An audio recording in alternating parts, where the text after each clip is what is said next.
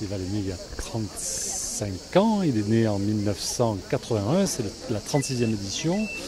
Il a été créé par la rencontre de deux hommes qui étaient M. Martin, qui est l'un des deux fondateurs, qui est le directeur artistique et que vous connaissez, et à l'époque de mon père qui était maire du village et qui cherchait à créer une manifestation culturelle d'ampleur.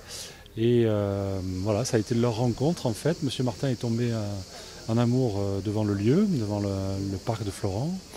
Et la première édition a eu lieu en 1981, ça a duré 15 jours. Et très très vite, ça a été médiatisé et ça a pris de l'ampleur. Le festival est autonome à 65%, donc notre billetterie nous permet d'être complètement autonome. Ensuite, les subventions des organismes publics représentent un petit peu plus de 20%.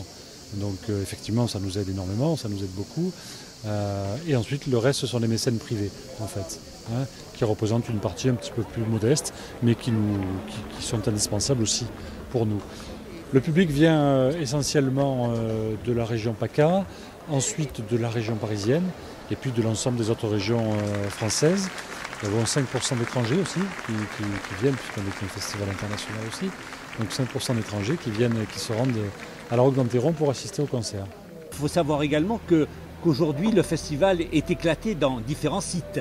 Oui, effectivement. Nous nous rendons sur de nombreux sites des Bouches-du-Rhône et quelques sites du Vaucluse, du sud Vaucluse, puisque nous sommes à la limite avec le Vaucluse.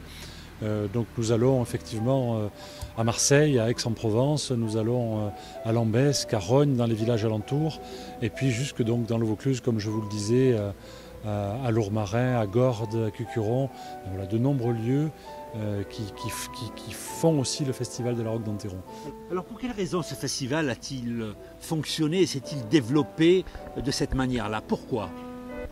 Tout simplement parce que en premier lieu, et c'est évidemment ce qui compte le plus, la programmation est une programmation d'exception. La programmation de M. Martin est de très haut vol.